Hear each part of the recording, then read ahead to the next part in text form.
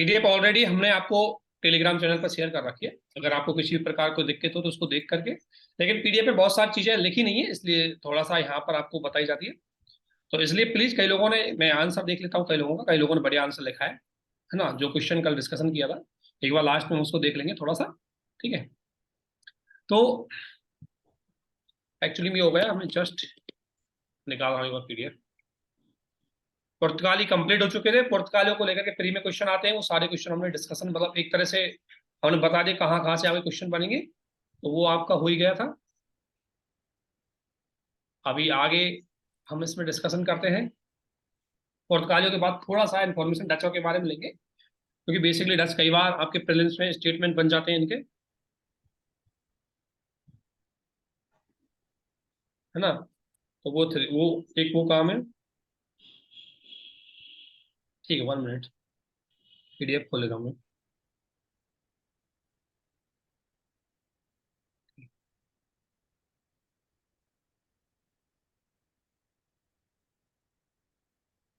अक्सर फिर बाहर पड़ेगा।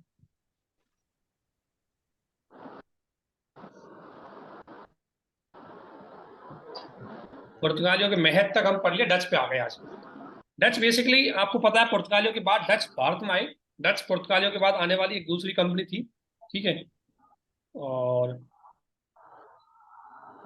बेसिकली डचों ने ज्यादा महत्व यहाँ डचों का नहीं है, क्योंकि डच व्यापारिक उद्देश्य से यहाँ पर आए थे बेसिकली। और इन्होंने अपनी पहली कंपनी का, अगर मैं बात करूँ आपसे, पहली कंपनी इनकी 1592 में इन्होंने स्थापित करी।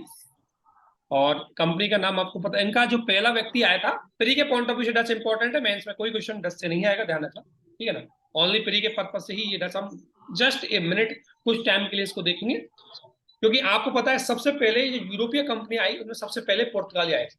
ये बात ध्यान रखना, पुर्तगाली सबसे पहले आए थे, सबसे बाद में भारत से गए थे।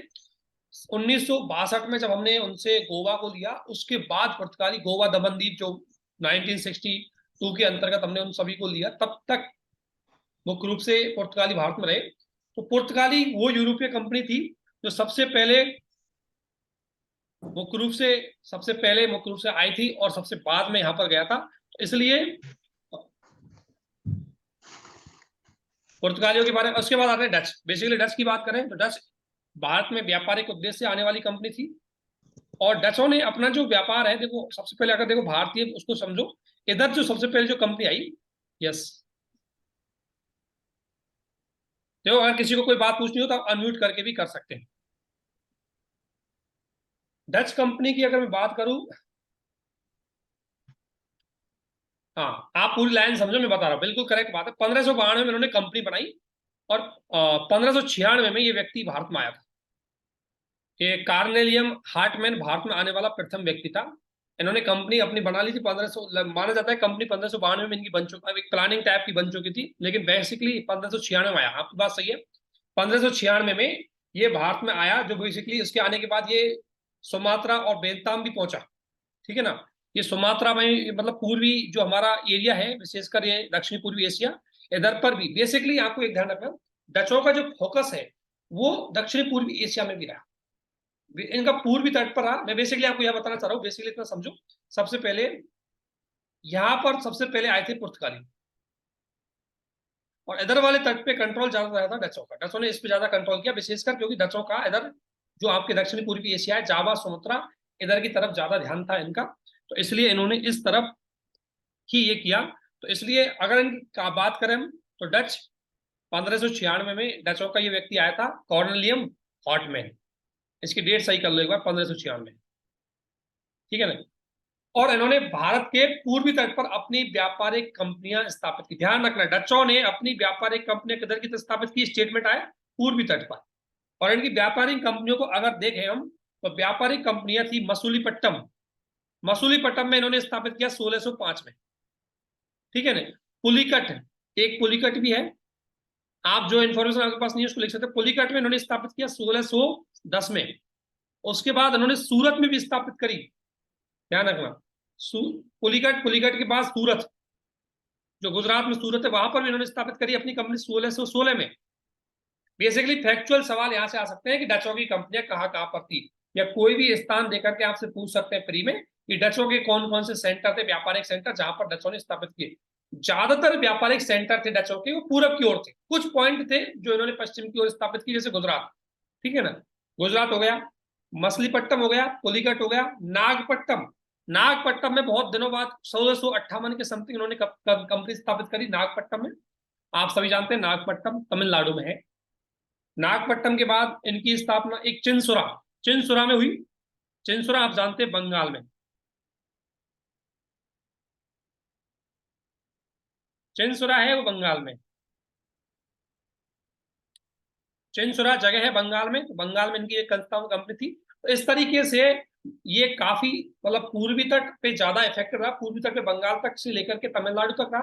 पश्चिमी तट पर कुछ कुछ सेंटर थे बेसिकली सूरत के अंतर्गत, जो इनके साथ मैं इनके व्यापारिक केंद्र थे। इनका व्यापार में फोकस इंडोनेशिया के साथ, इंडोनेशिया के व्यापार पे ज्यादा फोकस था। और इंडोनेशिया जिसके जावा समुद्र है उस पर उन्होंने कंट्रोल किया, और इंडोनेशिया पर डचों का पूरी तरह अधिकार, ध्यान रखें, इंडोनेशिया पर डचों का बहुत ज्यादा अच्छी तरीके से अधिकार था, क्योंकि इन्होंने ज्यादातर अपने व्यापार का केंद्र बिंदु इन्होंने इंडोनेशिया को ही रखा था, ठीक है ना। इसलिए डचों ने भारत में ज्यादा रुचि नहीं दिखाई थी।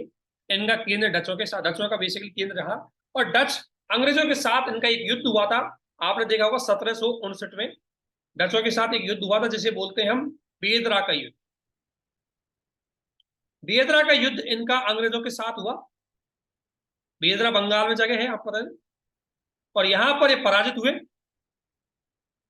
और यहां से इन्होंने अपनी कंपनियां अंग्रेजों को सौंप दी बहुत सारी। और इस तरीके से ये 1750 के बाद लगभग लगभग भारत से जा चुके थे, ठीक है ना। ये चीज आपको ध्यान रखनी है। तो इतना इंफॉर्मेशन डचों के बारे में रखना कि डच भारत में 1596 में आते हैं, और 1660 के 1759 के इस बेदरा के युद्ध के बाद कंपनी अंग्रेजों को सौंप करके भारत से नॉर्मली उनका प्रभाव कम हो जाता है, और उनका उसके बाद नॉर्मली प्रभाव रहता है दक्षिणी पूर्वी एशिया में रहता है, इंडोनेशिया के अंतर्गत। डचों का कई बार युद्ध हुआ है बेसिकली अंग्रेजों के साथ। इन्होंने अंग्रेजों का एक मलय प्रायद्वीप को लेकर के भी इनका युद्ध हुआ, तो वो इन्फॉर्मेशन ज्यादा इंपॉर्टेंट हमारे है नहीं। तो डचों का भारत में आपको इतना ध्यान रखना है इनकी कंपनियां कहाँ कहाँ पर थी, और अंग्रेजों के साथ इनका कौन सा युद्ध हुआ, ये थोड़ा सा स्टेटमेंट में कभी आ सकता है। बेदरा का युद्ध 1759 में ये युद्ध अंग्रेजों के साथ हुआ, ठीक है ना। इसके बाद डचों के बाद डेनिश कंपनी आती है। डेनिश कंपनी ज्यादा वो नहीं थी, ज्यादा इंपॉर्टेंट नहीं थी डेनिश कंपनी, तो हम इसको ज्यादा सीरियसली लेंगे नहीं। इसके बाद इनके एक सबसे इंपॉर्टेंट जो भारतीय आधुनिक इतिहास के रचयिता माने जाते हैं पूरी तरह, जिन्होंने भारतीय आधुनिक इतिहास को ही पूरा चेंज कर दिया, भारत की राजनीतिक सिस्टम को, प्रशासनिक सिस्टम को, सोसाइटी को, कल्चर तक को, हर चीज को जिन्होंने इफेक्ट किया था वो थे अंग्रेज।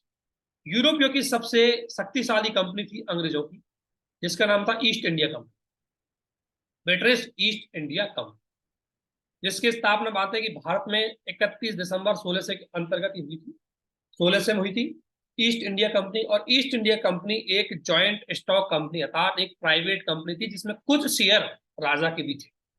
एक शेयर कंपनी थी जिसपे कुछ शेयर राजा के भी थे, अर्थात एक जॉइंट स्टॉक कंपनी। तो ब्रिटिश ईस्ट इंडिया कंपनी जिसकी स्थापना 1600 में हुई थी, ठीक है ना, 1600 में इसकी स्थापना हुई। अगर आपको सीक्वेंस ध्यान रखना पड़े तो सबसे पहले पुर्तगाली हुए, पुर्तगालियों के बाद आपकी डच हुए, उसके बाद डेनिश, और उसके बाद आते हैं आपके अंग्रेज, ठीक है ना। ये इनका सीक्वेंस है भारत में आने का, ठीक है। तो अंग्रेजी कंपनी सबसे इंपॉर्टेंट है, उसी को हम डिस्कशन करेंगे मेजरली, और उसी के आधार पर हम क्वेश्चन देखेंगे, इसमें डिस्कशन करेंगे। तो ये जो कंपनी थी आपकी डच कंपनी, अंग्रेज कंपनी, ये 31 दिसंबर 1600 ईस्वी में इसकी स्थापना हुई। और ये इसका जो नेचर है, प्रकृति है, वो थी एक जॉइंट स्टॉक कंपनी है। जॉइंट स्टॉक कंपनी का मतलब एक तरह से हम कह सकते हैं पीपीपी, यानी कि प्राइवेट पब्लिक पार्टनरशिप। बेसिकली इसमें प्राइवेट पार्टनरशिप का हिस्सेदारी ज्यादा थी। इसमें कुछ शेयर अगर मैं बोलूं तो रानी के भी थे, क्या कह सकता हूँ, शासक जो उनके शासक थे उसके भी कुछ शेयर इसमें थे। इस आधार पर कई बार इसकी कुछ हिस्सेदारी सरकारी थी। 31 दिसंबर को 1600 को इसकी स्थापना होती है। और फिर महारानी एलिजाबेथ प्रथम थी, आप सभी जानते हैं उस समय। तो महारानी एलिजाबेथ प्रथम ने सोचा कि सभी यूरोपीय कंपनियां भारत में व्यापार करने जा रही है, लेकिन भारत में यदि किसी कंपनी को व्यापार करना है तो वहां पर राजनीतिक सहमति जरूरी है। जैसे आज आपने देखा होगा, जैसे बिल गेट्स वगैरह, हमारे जितने भी गूगल कंपनी है, जितनी भी ट्विटर कंपनी हमारे यहाँ व्यापार अपने हमारे यहाँ बिजनेस सेटअप करती है, लेकिन उससे पहले अमेरिका के जो राजनीतिक अध्यक्ष होते हैं, जैसे राष्ट्रपति और भारतीय प्रधानमंत्री, दोनों के बीच में और पहले सहमति बनती है, डिस्कशन होता है, उसी के बाद वो परमिशन देते हैं कि हमारे यहाँ कोई कंपनी खुल सकती है नहीं खुल सकती। तो इसी प्रकार से भारत में व्यापार संचालन करने के लिए उस समय जो शक्ति थी मुगल, तो मुगलों से सहमति बहुत जरूरी थी, तभी जाकर के कोई कंपनी भारत में व्यापार बहुत बेहतर तरीके से कर सकती। और आप सभी जानते हैं 1600 ईस्वी के समथिंग मुगल बहुत शक्तिशाली थे, अर्थात कोई मुगलों की सत्ता को चुनौती उस समय नहीं दे सकता। ठीक है, इसलिए कंपनी, कोई भी कंपनी अगर भारत में आ रही है तो कोई भी कंपनी नजरअंदाज हमारे यहाँ किसी को नहीं कर सकती। इसलिए किसी भी कंपनी को भारत में स्थापित करना है तो सबसे पहले उनको मुगलों से कोई ना कोई सहमति, उनके साथ अपने संबंध बनाने। अब अंग्रेज 1600 ईस्वी में आते हैं, उस समय भारत की स्थिति को समझे, थोड़ा सा उस पर फोकस कीजिए। अंग्रेज जब भारत में आते हैं तो थोड़ा सा इमेजिन करो 1600 ईस्वी में शासक कौन था। 1600 ईस्वी में मुगलों का शासक अकबर था, और अकबर काफी शक्तिशाली था, लेकिन 16 से जाते जाते अकबर थोड़ा सा बुजुर्ग स्थिति में आ गया, उसकी स्वास्थ्य स्थिति थोड़ी खराब हो गई, और जहांगीर है वो राजा बनने के पीछे भगा हुआ था। और इस समय एक और स्थिति थी, भारत में पुर्तगाली बहुत पावरफुल थे। ठीक है ना, आप देख सकते हैं 1600 ईस्वी के समथिंग इस वाला तट पे पूरी तरह पुर्तगाली, गुजरात तक का पूरी तरह पुर्तगाली, और अरब सागर पे भी पुर्तगालियों का कंट्रोल था। तो जब पहली बार 1600 ईस्वी में अगर पहली बार कोई प्रतिनिधि, सर टॉमस रो जब पहली बार आए थे यहाँ, तो टॉमस रो को भेजा था इन्होंने सबसे पहले 1608 में भेजा था, एक्चुअली यहाँ सही नहीं दी के डेट, 1608 में सर टॉमस रो को भेजा गया था। ठीक है ना, और सर टॉमस रो को भेजने के बाद आपको एक चीज बताई, अच्छा टॉमस रो को 1615 में भेजा था, उससे पहले एक रिप्रेजेंटेटिव भेजा था 1608 में, एक्चुअली नाम याद नहीं आ रहा। इन्होंने सबसे पहले प्रयास इन्होंने 1608 में किया था। 1608 में आपको पता है शासक कौन था, जहांगीर। जहांगीर के समय सबसे पहले एक ब्रिटिश प्रतिनिधित्व आता है, ठीक है ना, और वो व्यापार की अनुमति भारत से करने के लिए मांगता है, कंपनी का रिप्रेजेंटेटिव, और रानी एलिजाबेथ उसको भेजती है। तो जैसे ही आता है तो भारत में व्यापार की बात करने की बात करता है, लेकिन 1608 में अंग्रेज जो मुगल शासक है हॉकिंग्स आता है, सॉरी सही बात है हॉकिंग्स आता है, और हॉकिंग्स को जहांगीर परमिशन नहीं देते। ध्यान रखो 1608 में ब्रिटिश कंपनी का एक प्रतिनिधि राजा की तरफ से भारत के शासक के साथ एक रिप्रेजेंटेशन लेकर के आता है कि भाई हमें एक कंपनी स्थापित कर रहे हैं, हमें व्यापार की अनुमति दीजिए। तो उस समय जो शासक था 1608 में जहांगीर, जहांगीर ने स्पष्ट मना कर, लेकिन जहांगीर के मना करने के पीछे एक छुपा हुआ कारण था, और छुपा कारण था पुर्तगाली। क्योंकि जैसे ही ब्रिटिश कंपनी के प्रतिनिधि जहांगीर के दरबार में आए थे, उसी दरबार में पुर्तगाली भी बैठे हुए थे, और पुर्तगालियों की बिल्कुल मनाही थी कि हमारे अलावा किसी भी अन्य कंपनी को यूरोपीय व्यापार करने की अनुमति नहीं दी जाए, क्योंकि अन्य कंपनी यदि यहाँ से व्यापार करेगी, अन्य कंपनी यदि यहाँ से व्यापार करेगी तो हमारा यूरोपीय व्यापार पर एकाधिकार समाप्त हो जाएगा और हम ज्यादा प्रॉफिट नहीं कमाएंगे। इसलिए पुर्तगाली किसी भी स्थिति में नहीं चाहते थे कि कोई कंपनी, कोई अन्य यूरोपीय कंपनी, चाहे वो डच हो चाहे डेनिश हो, कोई भी अन्य यूरोपीय कंपनी भारत में व्यापार किया। इसलिए उन्होंने पुर्तगालियों ने ब्रिटिश को रोकने की कोशिश की, और वो सफल रहे पहली बार में। लेकिन सफल रहने का एक कारण था, क्योंकि पुर्तगालियों का डर जहांगीर को था। अगर जहांगीर पुर्तगालियों की बात नहीं मानता तो जहांगीर का जो अरब सागर में व्यापार था वो बंद हो जाता, क्योंकि अरब सागर पे पूरा कंट्रोल इस समय 1608 ईस्वी तक अरब सागर पे पूरा कंट्रोल पुर्तगालियों का था। ठीक है, समझो इस बात को। अंग्रेजों का जो रिप्रेजेंटेटिव आया था, जो प्रतिनिधि आया था हॉकिंस, इस बात को भली बात समझ गया कि जहांगीर ने हमसे मना क्यों किया, तो ये बात समझ गया। उसके बाद ब्रिटिश कंपनी ने अपनी सूझबूझ का काम किया, और 1612 में कप्तान बेस्ट को भेजा पूरे पावरफुल हथियारों के साथ। किसको भेजा? कप्तान बेस्ट को। 1612 में महारानी एलिजाबेथ ने पूरी परमिशन दी, पूरी नौसेना के साथ इसको भेजा, कप्तान बेस्ट को। कप्तान बेस्ट सूरत में गए और एक पुर्तगाली बेड़ा था, जिसे स्लेवे के युद्ध में पूरी तरीके से इस पुर्तगाली बेड़े को पराजित 1612 में। और जैसे ही पुर्तगाली बेड़े को पराजित किया, जहांगीर के मन में से पुर्तगालियों का डर निकल गया, और अंग्रेजों का प्रभाव उसको दिखाई दिया। इसलिए 1612 में जहांगीर ने सूरत में अंग्रेजों को कंपनी स्थापित करने की पहली परमिशन दी। इसलिए अंग्रेजों की पहली कंपनी 1612 में सूरत में स्थापित। ध्यान रखना, तो इसके पीछे कहानी समझे किस तरीके से स्थापित हुई। तो उसका ये घटना थी कि किस तरीके से जहांगीर के द्वारा इनको परमिशन दी गई। ठीक है, इसके बाद 1615 में आपको पता है सर टॉमस रो आते हैं जहांगीर के दरबार में, और सर टॉमस रो जैसे ही आते हैं जहांगीर बहुत सारी परमिशन उनको व्यापार करने की अनुमति अंग्रेजों की कंपनियों को दे देते हैं। ठीक है ना, ये घटना घटित हो रही है। इसके बाद 1688 में क्या हुआ, 1688 में घटना घटित हुई। 1688 में शासक कौन था, औरंगजेब। और औरंगजेब शासक था। प्लीज जिनको अगर किसी भी प्रकार कोई डाउट हो तो पूछ लीजिए, है ना, लेकिन अपना म्यूट जरूर रखें क्योंकि आवाज आती है तो थोड़ा डिस्टर्ब हो जाती है। आप बस ये घटना याद रखो, इनसे इतने फैक्ट आपके पास आ जाएंगे कि आपको कोई फैक्ट बाहर से पढ़ने की जरूरत नहीं है। ठीक है ना। 1615 में जब इनको सहमति मिल गई, ये व्यापार करने लगे, व्यापार का परमिशन मिला है तो व्यापार करने लगे। लेकिन अंग्रेजी जो कंपनी थी बड़ी चतुर और चालाक थी, देखो बड़ी कूटनीतिक थी। यूरोपीय कंपनियों में अंग्रेजी कंपनी बहुत चालाक थी, उसको ये बात भली बात ही पता थी कि देखो अभी हमारे साथ प्रतिद्वंदी है यूरोपीय मतलब पुर्तगाली, और अभी हम जिस तरीके से यहाँ व्यापार कर रहे हैं भारत से, तो हमें बड़ी मात्रा में भारत को टैक्स देना पड़ता है, व्यापारिक शुल्क देना पड़ता है। और व्यापारिक शुल्क देने की वजह से, व्यापारिक शुल्क देने की वजह से हमारा जो व्यापार है ज्यादा मुनाफा वाला नहीं होता।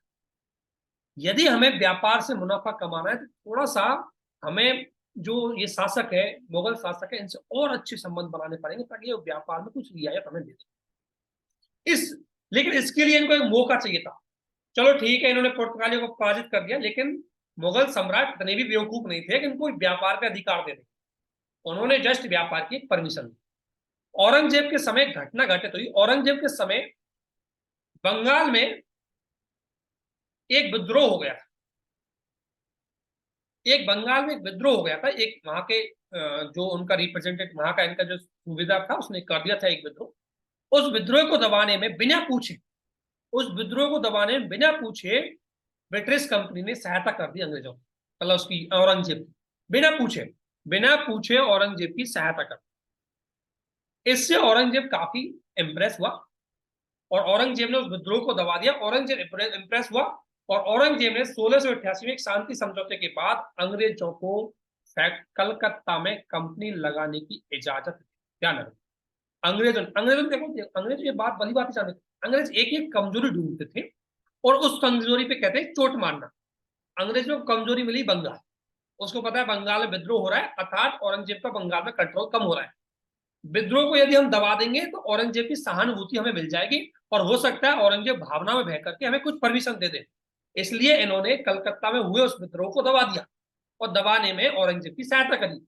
औरंगजेब इनकी सहायता से बहुत इंप्रेस हुआ और उसने कलकत्ता में इनको फैक्ट्री लगाने की अनुमति, और फैक्ट्री लगाने के साथ साथ कलकत्ता के 3 गांव सुतानामी, गोविंदपुर और कालीकट, इन तीनों गांवों को इनको बेच दिया, जिसे और इन तीनों गांवों से ही इन्होंने वहां पर किला बनाया, वहां पर एक फोर्ट का निर्माण किया, अपनी कंपनी सेटअप की और इस तरीके से स्थायी रूप से कलकत्ता में इन्होंने अपने पैर जमा। ध्यान रखना, औरंगजेब के समय से। लेकिन अभी तक इनकी जबान ज्यादा नहीं खुल रही थी क्योंकि औरंगजेब अभी तक शक्तिशाली था। इसके बाद इन्होंने, इनको एक कमजोरी भारतीयों की पता लग गई, और कमजोरी क्या थी कि भारतीयों को भावनात्मक कोई का इमोशंस दे दो, उसके बाद वो डिसीजन फास्टली लेते हैं, कोई ना कोई गड़बड़ी कर देते। अब औरंगजेब के द्वारा जो इनको परमिशन दी गई थी ना, यही हमारी सबसे बड़ी गलती। अगर इनको यहाँ कंपनी सेटअप की परमिशन नहीं देते तो कभी ईस्ट इंडिया कंपनी अपना पैर यहाँ जमा ही नहीं पाता और कभी भारत ब्रिटिश कंपनी की गुलाम में नहीं आता।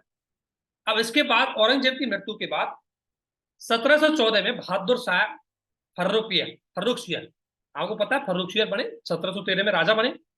फर्रुखशियर को एक बहुत बुरी बीमारी थी, फोड़े की बीमारी। फोड़े की बीमारी से फर्रुखशियर बहुत परेशान थे और फर्रुखशियर की इस बीमारी का इलाज भारत की कोई आयुर्वेदिक दवा नहीं कर पाई थी। इस बात का पता अंग्रेजों को लग चुका था। अंग्रेजों ने इसका पूरा फायदा उठाया और अंग्रेजों का एक प्रतिनिधि, एक मिशन भेजा डॉक्टर के लिए, एक बढ़िया महत्वपूर्ण डॉक्टर भेजा, बहुत उनका एक्सपर्ट डॉक्टर होगा। उस डॉक्टर के साथ 3 आदमियों की एक टीम ब्रिटिश मिशन के रूप में वहां गई फर्रुखशियर के दरबार और फर्रुखशियर का बढ़िया इलाज किया। और फर्रुखशियर की फोड़े वाली जो बीमारी थी, इस बीमारी का इलाज इन डॉक्टर की टीम ने कर दिया। फर्रुखशियर इससे इतना भावनात्मक खुश हुए कि उन्होंने भारतीय गुलामी का दस्तावेज जारी कर दिया। अब इसको मैं भारतीय गुलामी का दस्तावेज क्यों कराऊं, क्योंकि ये जो फर्रुखशियर के द्वारा जो फरमान जारी किया गया ना, ये फरमान अंग्रेजों को भारत में दीवानी अधिकार प्रदान करता है इनडायरेक्टली, डायरेक्टली नहीं। इनडायरेक्टली दीवानी अधिकार प्रदान कर रहा था। यानी कि मैं कहूंगा दीवानी अधिकार पूरी तरह नहीं, यानी कि ऐसे इसमें प्रोविजन किए गए थे जिससे कंपनी का अन्य कंपनियों की तुलना में, यहां तक कि अन्य भारतीय व्यापारियों की तुलना में कंपनी का वर्चस्व ज्यादा बढ़ने वाला। तो 1714 में फर्रुखसियर के द्वारा इमोशंस में होकर के एक फरमान जारी कर, खुश होकर। अब आप सोचो, आपकी पर्सनल बीमारी के इलाज के चक्कर में आपने देशी गुलामी का परमा एक तरह से, हाँ डॉक्टर हैमिल्टन था, बिल्कुल सही बात है, डॉक्टर हैमिल्टन उसका लीडरशिप कर रहा था उस समय, डॉक्टर हैमिल्टन था। अगर आपसे पूछे डॉक्टर हैमिल्टन के नेतृत्व में ये मिशन आया, ये पूरा ब्रिटिश मिशन आया था, और इसने बढ़िया इलाज किया और जहांगीर खुश, यहाँ तक कि जहांगीर और जहांगीर की जो बेगम है वो दोनों खुश हुए और उन्होंने इंप्रेस होकर के बढ़िया एक फरमान इशू कर दिया। ये फरमान को समझो, इसी फरमान को लेकर के आपका मेंस का एक क्वेश्चन बन सकता है, और इसी फरमान के स्टेटमेंट के आधार पर आपका प्रीलिम्स का क्वेश्चन आ सकता है कि फर्रुखसियर के फरमान ने किस तरीके से भारतीय गुलामी का रास्ता खोल दिया, या कह सकता हूं कि फर्रुखसियर का फरमान ब्रिटिश कंपनी के लिए एक मैग्ना कार्टा सिद्ध। मैग्ना कार्टा का मतलब इंपॉर्टेंट डॉक्यूमेंट, ठीक है। तो इसके प्रोविजन समझो और प्रोविजनों का थोड़ा विश्लेषण करो। अगर प्रोविजन को आप फैक्ट के आधार पर पढ़ोगे तो ज्यादा समझ नहीं पाओगे। आप सोचो, देखो पहला प्रोविजन क्या था ये समझो। पहला प्रोविजन था कंपनी बंगाल में 3000 रुपये वार्षिक कर देने पर निःशुल्क व्यापार की अनुमति। ध्यान रखना, आपको पता है कंपनी को बंगाल से तो व्यापार करना ही था, तो बंगाल व्यापार पर एक तरह से एक अधिकार हो जाएगा कंपनी का। कैसे होगा देखो भाई, अभी कंपनी व्यापार कर रही थी, सिंपल से कंपनी व्यापार कर रही थी, तो कंपनी को व्यापार करने के लिए शुल्क देना पड़ता। मान लो, मैं एक एग्जांपल देता हूं, मान लो 1 kg मसाले पर, मान लो इनको 10 रुपये शुल्क देना पड़ रहा है, अर्थात हर केजी पे इनको 10 रुपये शुल्क देना पड़ेगा। ये व्यवस्था थी। लेकिन इस फरमान ने इन्होंने क्या किया, ठेके पे किया, यानी कि 1 साल में बस 3000 रुपये कंपनी शासक को दे देगी, उसके बाद उसको जितना भी व्यापार करना है उसके कोई शुल्क नहीं। अर्थात आप देख सकते हो ये फरमान है, इस फरमान से बंगाल के व्यापार पर अंग्रेजों का एकाधिकार हो गया, अर्थात अंग्रेजों को एक विशेष सुविधा प्रदान कर दी। अंग्रेजों ने क्या किया, अंग्रेजों ने, इसको हम आगे भी पढ़ेंगे, अंग्रेजों ने इसका ब्रिटिश कंपनी ने फायदा क्या उठाया कि भाई हमें तो 3000 देने, 3000 दे दिए किसको, ब्रिटिश शासक। उसके बाद कितनी वस्तुओं को बेचो कोई टैक्स नहीं देना, कोई शुल्क नहीं लगेगा, कुछ भी नहीं लगा। और इसी साथ में अब देखो, इनको 3000 के बाद, मैं कहूंगा 3000 के बाद, अर्थात 3 से kg अगर मसाला ये बेच देंगे उसके बाद इनको कोई टैक्स नहीं देना पड़ेगा।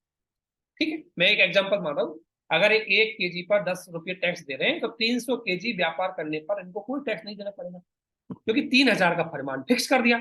अब इन्होंने क्या किया, कोई लिमिट इन्होंने नहीं रखी, इन्होंने भारत से जबरदस्त व्यापार किया। जबरदस्त व्यापार का सेंस क्या है, जबरदस्त व्यापार का मतलब है कि जो भारतीय व्यापारी थे उनसे तो राजा शुल्क ले रहा था, भाई शुल्क तो सबसे लिया जा रहा था, लेकिन इन्होंने अंग्रेजों को विशेष सुविधा दे दी, भाई आप 3000 दे दो, उसके बाद जो भी करना है आप कर दो। अब अंग्रेजों ने क्या गेम खेला, भारतीय व्यापारी से बोला देखो तुम 10 रुपये देते हो, किसको, राजा, आप ऐसे करो ये माल मेरी गाड़ी में रखो, ये व्यापारी की वस्तु मेरी गाड़ी में रखो, मुझे 5 रुपये दे देना। इस तरीके से शासक के इस फरमान का कंपनी ने मिसयूज किया और सारा व्यापार अंग्रेजों के थ्रू होने लगा। यहां तक कि भारतीय व्यापारियों का व्यापार भी अंग्रेजों के थ्रू होने लगा, भारतीय व्यापारियों का व्यापार भी अंग्रेजों के थ्रू होने लगा। इसका नुकसान बहुत बड़ा होता है, इसका नुकसान होता है कंपनी का व्यापार पर एक अधिकार होता है। दूसरा नुकसान, इससे भारतीय व्यापारियों का शोषण होता है। आप सोचो, इस फरमान ने अंग्रेजों को एक पावर दे दी कि भारतीय व्यापारियों से ही वो टैक्स लेते थे। ये जरूरी है कि इनडायरेक्ट रूप से वो टैक्स कम लेते थे, जैसे 10 रुपये की बजाय 5 रुपये शुल्क लेंगे। अब मैं मान लो बंगाल का व्यापारी हूँ, अगर मैं नॉर्मल रास्ते से अपनी वस्तु बेचूंगा तो मुझे 10 रुपये देने पड़ेंगे, एक एग्जाम्पल। लेकिन अगर मैं वही ब्रिटिश कंपनी मुझसे बोलती यार तुम मुझे 5 रुपये दे दो, मैं तुम्हारा व्यापार भिजवा दूँ। अब ब्रिटिश कंपनी को तो 1 रुपये देना नहीं था, उसके लिए 5 रुपये फ्री में आ रहे थे। इस तरीके से ब्रिटिश कंपनी ने बहुत बड़ा मिसयूज इस पहले वाले पॉइंट का, और 3000 में कह सकते हैं बंगाल को खरीद लिया। 3000 का मतलब है 3000 रुपये देकर के बंगाल को उन्होंने व्यापारिक दृष्टि से खरीदी। और यही 1757 की जो क्रांति, 1757 का जो बक्सर का, सॉरी प्लासी का युद्ध है, उस युद्ध का कारण यही पॉइंट बना। जो सिराजुद्दौला और कंपनी के बीच में जो डिस्प्यूट पैदा किया वो इसी पॉइंट ने पैदा किया। इसी पॉइंट की वजह से कंपनी ने बहुत ज्यादा भारतीय व्यापार को मिसयूज किया।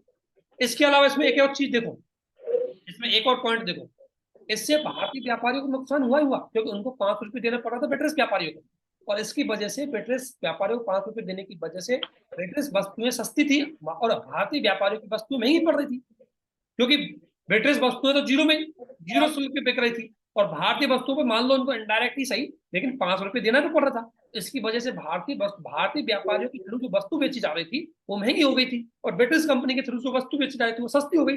इसलिए बंगाल के व्यापार पर या बंगाल की वस्तुओं पर ब्रिटिश कंपनी का एक अधिकार हो गया, इसलिए भारतीय व्यापारी बेरोजगार। इस पॉइंट से भारतीय व्यापारी बेरोजगार हो, भारतीय व्यापारियों का शोषण किया। इस पॉइंट का एक फायदा हो, राजस्व का स्रोत चला, समझो पॉइंट को। मुगल शासक को बड़ी मात्रा में व्यापार से शुल्क मिलता था, कहां से? बंगाल से।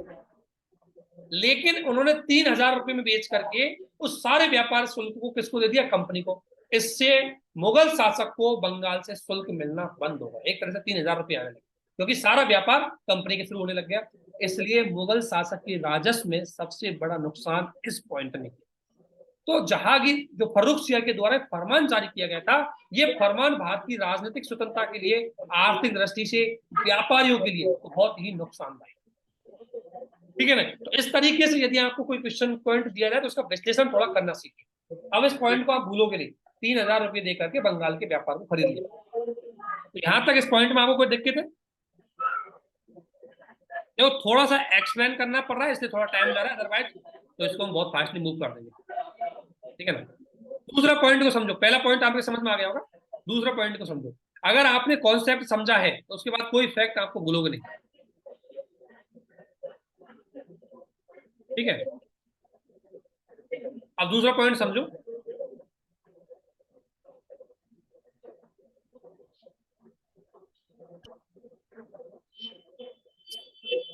दूसरा पॉइंट समझा लो, देखो देखो, कलकत्ता को, कंपनी को कलकत्ता के आसपास भूमि किराए पर लेने का अधिकार दे दिया। एक और अधिकार, आपने व्यापार पर अधिकार दे दिया, इसके अलावा कंपनी को आपने किराए पे भूमि लेने का भी अधिकार दे दिया। आप सोचो, यहां से तो कंपनी कमाएगी रेवेन्यू और यहां से आपकी जमीन खरीदेगी। अब आपने दोनों तरीके से कंपनी को पूरा अधिकार दे दिया, खरीदो अपना स्थापित करो। कंपनी को जो आपने जमीन खरीदने का अधिकार है, इस बात का संकेत है कि आपने कंपनी को बसा दिया।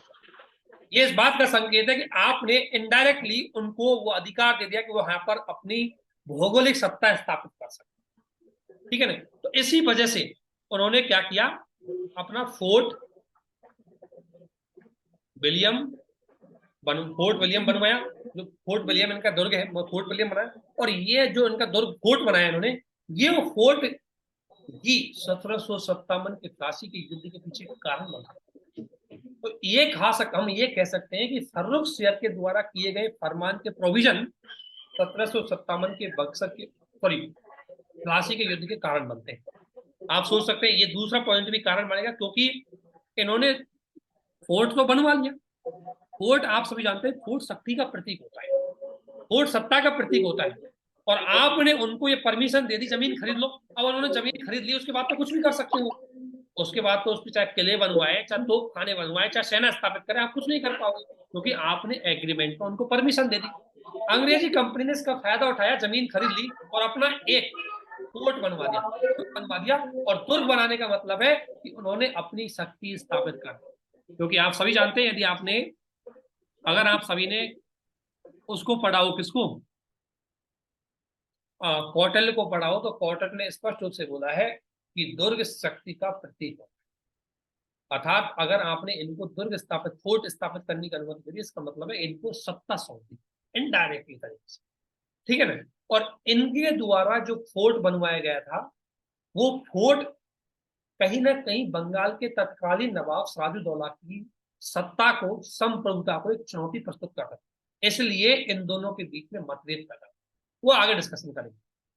अगला पॉइंट, बंबई में टकसाल से जारी किए जाने वाले कंपनी के शिक्षकों को, अब देखो एक शासक, मान लो मैं सत्ता में हूं, तो मेरे को क्या क्या चीजें चाहिए? मेरे को एक तो राजनीतिक अधिकार चाहिए, दूसरा मेरे को जमीन का अधिकार चाहिए, तीसरा मैं सिक्के में आर्थिक दृष्टि से संप्रभु हूं, इसका अधिकार चाहिए। इन्होंने इनको सिक्का जारी करने का अधिकार दे दिया, इसका मतलब इनको आर्थिक दृष्टि से संप्रभुता स्थापित करने का अधिकार दिया।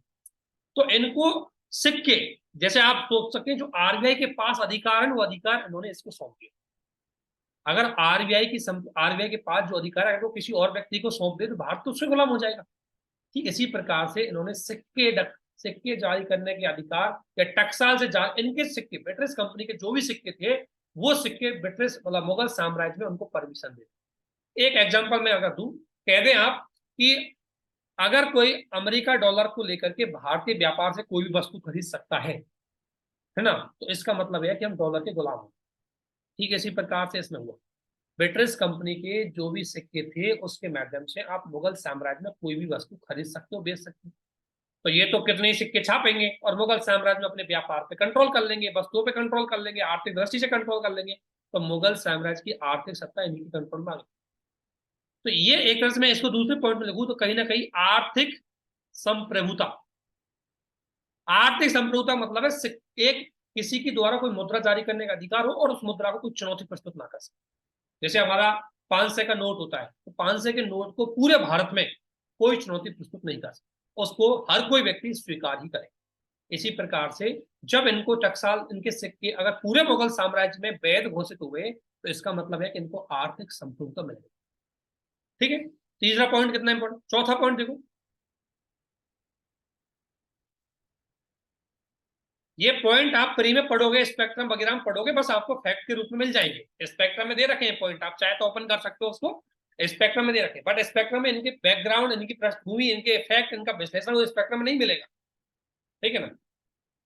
14 पॉइंट देखो, सूरत में 10,000 रुपये वार्षिक कर, जो अधिकार इन्होंने बंगाल में दिया था वही अधिकार इनको सूरत में दिया।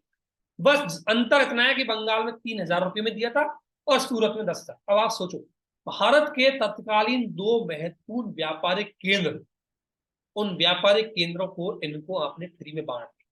तो भारत के पूरे व्यापार पर इनका कंट्रोल होना ही था। और जब व्यापार पे कंट्रोल होगा तो रेवेन्यू बढ़ेगा, रेवेन्यू बढ़ेगा तो सैन्य शक्ति बढ़ेगी, और वही पैसे कमा करके उन्हीं पैसों से सेना बनाई और उसी सेना से भारतीय उसी शासक को सत्ता से हटा दिया। जिस मुगलों ने इनको एक छोटी सी परमिशन दी, उन्हीं मुगलों को भारत से हटा दिया। यही थी कंपनी की रणनीति। एक्चुअली में आप समझोगे इस कंपनी की रणनीति को, तो कंपनी की गलती थी नहीं। एक्चुअली हमारे जो राजा थे ना, वो बड़े, जो भी तत्कालीन जो भी मुगल शासक था, दूरदर्शी नहीं था। उसकी दूरदर्शिता का अभाव था। अगर वो दूरदर्शी होता, सोचता कि कंपनी आई है, ये कंपनी भारी कंपनी है, अगर मैं इसको छोटी सी भी जगह दूंगा तो हो सकता है कल शक्ति बढ़ा ले। और दूसरी बात, शासकों ने क्या इनको परमिशन तो दे दी, उसके बाद कभी इन पर निगरानी नहीं रखी, कभी इनको वॉच नहीं किया कि भारत में व्यापार से कर क्या रहे, पैसे कमा करके कर क्या रहे। और कहने का मतलब है, जब तक इन्होंने दक्षिण भारत को जीता, तब तक तो मुगलों को पता नहीं चला कि कंपनी सेटअप भी हो चुकी। तो इस तरीके से हमारे शासकों की अदूरदर्शिता की वजह से या दूरदर्शिता के अभाव की वजह से कंपनी को भारत में व्यापार स्थापित करने में कोई दिक्कत नहीं। इसलिए कई बार बोलते हैं कि कंपनी ने भारत को बेखबरी के दौर में जीता। बेखबरी का दौर का मतलब है कि वो पूरी प्लानिंग से भारत में नहीं आए थे, वो तो केवल व्यापारिक स्थिति के लिए भारत में आए थे। लेकिन उनको क्या पता कि भारत तो लुटा हुआ दिख रहा है। उन्होंने सोचा भारत तो वैसे ही लुटा हुआ है, क्यों ना हम ही लूट ले इसको। तो जब आप किसी के सामने थाली में परोस के दे दोगे तो उसको थाली में से निकालने में क्या दिक्कत है। तो फर्रुखसियर के इस 4 पॉइंटों ने भारत की गुलामी का रास्ता बनाया। इसलिए एक इतिहासकार था, उस इतिहासकार का नाम है ओमस। इतिहासकार ओमस ने इसे कंपनी का मैग्ना कार्टा, अर्थात ब्रिटिश कंपनी के लिए सबसे महत्वपूर्ण डॉक्यूमेंट। ये क्वेश्चन की आपसे मैं क्वेश्चन इसी को क्वेश्चन देता हूं कि फर्रुखसियर के द्वारा जारी किया गया 1514 का फरमान कंपनी के लिए एक मैग्ना कार्टा था, आलोचनात्मक परीक्षण। क्वेश्चन है यहाँ, ठीक है ना। इसके स्टेटमेंट को ही मैंने क्वेश्चन बना दिया और ये क्वेश्चन यूपीएससी ने पूछा गया और ये क्वेश्चन ऑप्शनल में भी आने की संभावना रहती है, बिकॉज ये जो 4 पॉइंट है, इन 4 पॉइंटों ने भारतीय इतिहास को बदला। लेकिन इन 4 पॉइंटों को आप थोड़ा सा विश्लेषण, अगर आप लिखोगे तो इनमें से एक एक चीज आप निकालो कि किस तरीके से, अगर इस क्वेश्चन को लिखो, ध्यान रखना आप मुद्दे वाले लिखो कि कैसे आर्थिक संप्रभुता दी, ठीक है ना। आर्थिक संप्रभुता, जमीन अधिकार, ठीक है ना, व्यापारिक एक अधिकार, ठीक है ना, और भौगोलिक शक्ति है, मैं कह सकता हूँ भौगोलिक शक्ति है, भौगोलिक रूप से जमीन खरीदने का अधिकार। ये 4 पॉइंटों के आधार पर इन चारों पॉइंटों को आप बता देना, आपको विश्लेषण कर देना, आपको क्वेश्चन खत्म।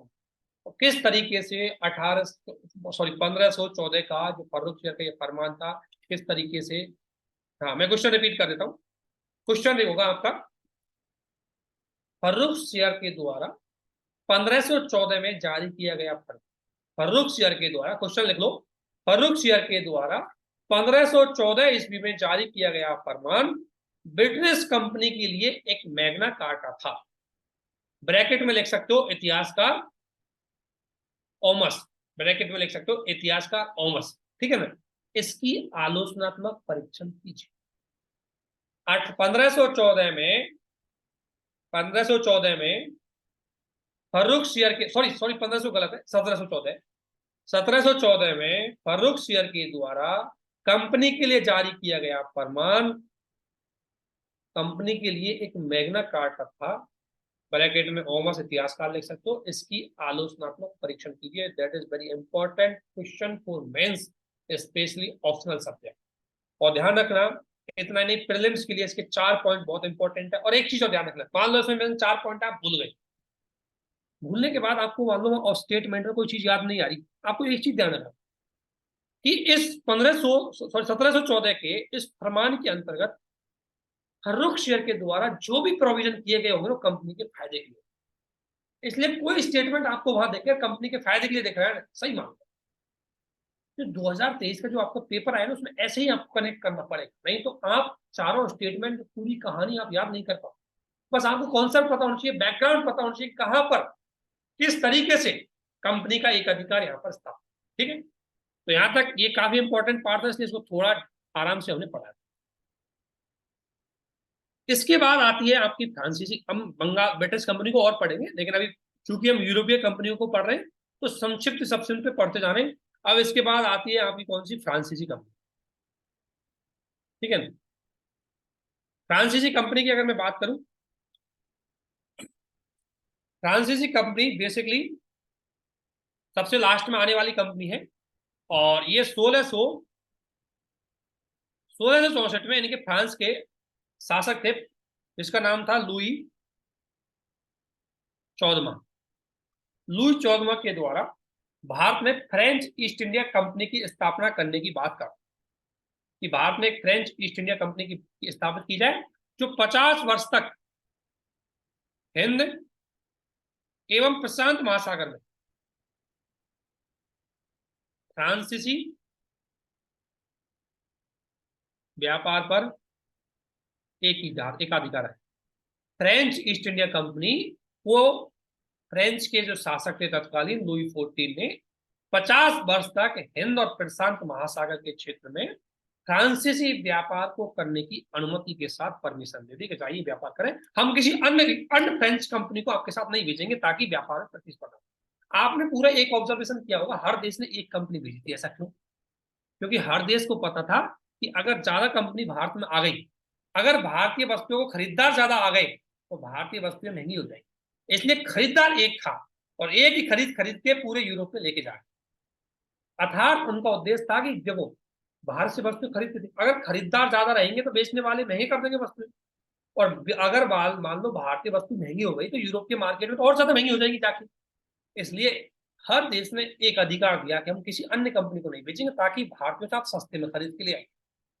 अब आप सोचिए, पूरे यूरोप से मान लो 50 कंपनियां आ जाती तो भारतीय वस्तुएं महंगी हो जाती, लेकिन पूरे यूरोप से 4-5 कंपनी आई, हर देश की एक एक। अब आप सोच सकते हैं कि एक कंपनी आ रही तो उसके लिए वस्तुएं तो सस्ती ही मिलेगी, क्योंकि खरीदार सस्ते हैं, खरीदार बहुत कम है, बेचने वाले ज्यादा थे, इसलिए। तो 1664 में परमिशन दी गई थी, ठीक है ना, 1664 में, ध्यान रखना। हाँ ये क्वेश्चन है, क्वेश्चन आपको शेयर कर दिया, क्वेश्चन जो लिखा है ये क्वेश्चन है, ठीक है ना, कि 1614 में फर्रुखसियार द्वारा जारी किया गया। मैं इसको आपको यहीं शेयर कर देता हूँ।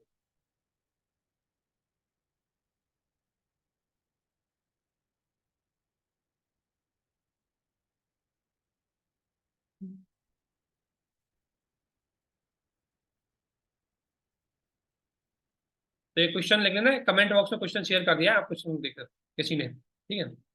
तो आप सोचो, फ्रांसीसी कंपनी का मामला समझो। 1664 में इनको अधिकार दिया, लुई 14वें ने दिया, जाओ 50 साल तक एक अधिकार करो कंपनी पे, जो भी व्यापार करो अकेले आप ही करो, हम दूसरी कंपनी को नहीं बेचेंगे ताकि आपको कोई दिक्कत आए, ठीक है। इस फरमान के बाद 1667, इस फरमान के बाद 1667, ध्यान रखना, 1667 में सूरत में इनकी पहली कंपनी स्थापित। ध्यान रखना, अंग्रेजों की भी पहली कंपनी सूरत में आई थी और इनकी भी पहली कंपनी सूरत में, 1667। और किसने स्थापित करी, नाम याद रखो तो ठीक है, नहीं रखो तो छोड़ भी देना, मैं नाम तो लिखता हूँ। Francois Caron. किसने की थी, फ्रैंकोइस, एक मिनट, फ्रैंकोइस कैरो के द्वारा की गई।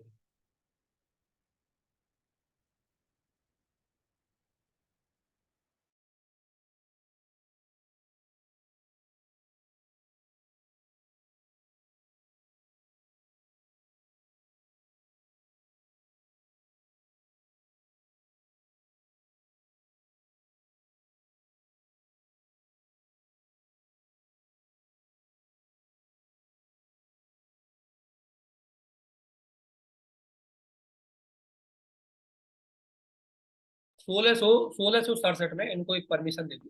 तो पहली कंपनी फ्रैंकोइस कैरो, नाम लिख देता, फ्रैंको इस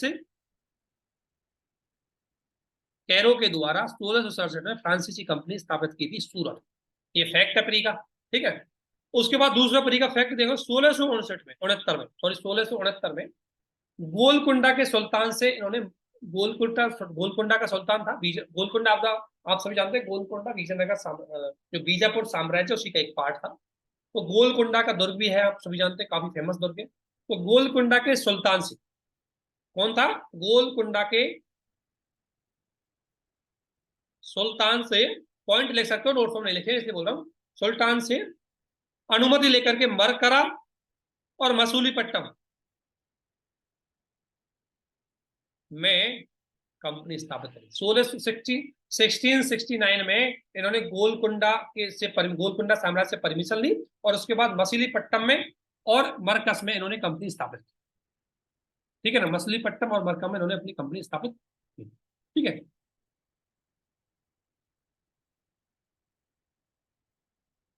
तो ये फैक्ट हो गया हमारे पास। तीसरा फैक्ट और लिख लो, 1673 में चंदनगर, ध्यान रखना, चंदनगर, चंदनगर जानते हो आप कहां पर है, चंदनगर है बंगाल, चंदनगर में इन्होंने कंपनी स्थापित की।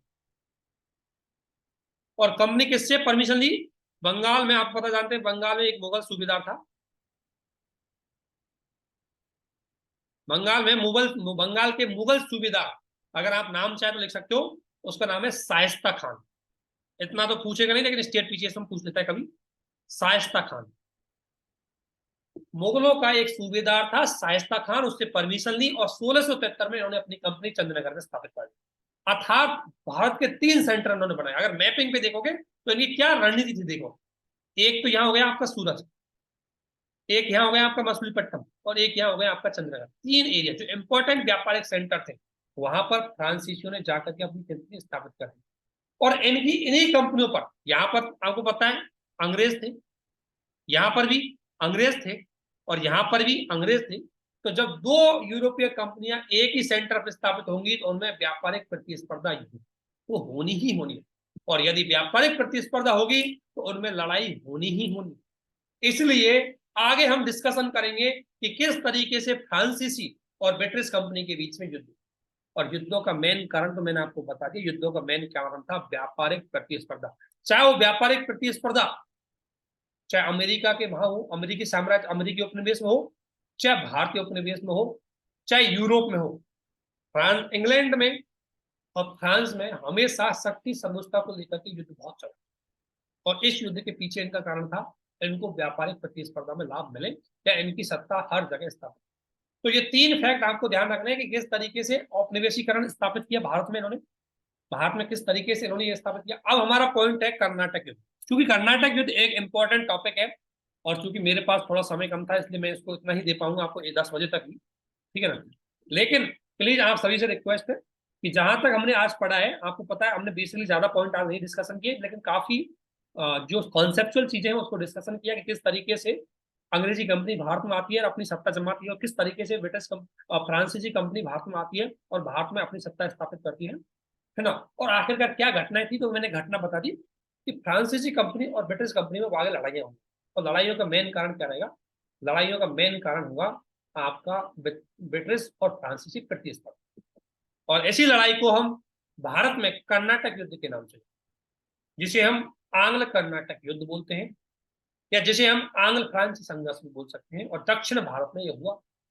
और इस दक्षिण भारत में हुए संघर्ष में कम से कम 3 युद्धों को हम देखेंगे, 3 युद्धों के अंतर्गत घटनाएं देखेंगे, 3 युद्धों का महत्व देखेंगे, 3 युद्धों का कारण देखेंगे, तो वहां से आपका क्वेश्चन आएंगे और वो प्री और मेंस दोनों भी होंगे। इसलिए आज के लिए हम इतना ही करेंगे। आप सभी को यहाँ तक बने रहने के लिए बहुत बहुत धन्यवाद। कोशिश करो कि जो क्वेश्चन आपको दिया जाए चेक, मतलब आप उसको लिखने की कोशिश करो।